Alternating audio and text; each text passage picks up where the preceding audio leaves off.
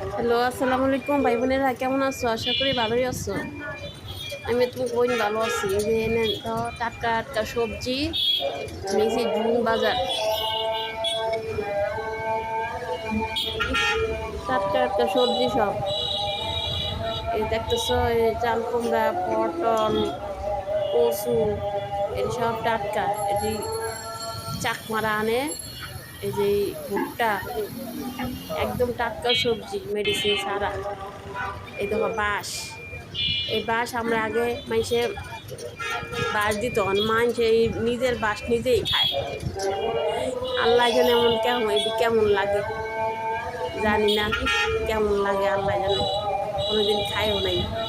তাই গেছিলাম একটু দেখতে, কিনতে চাইছিলাম, কিনি নাই আমি।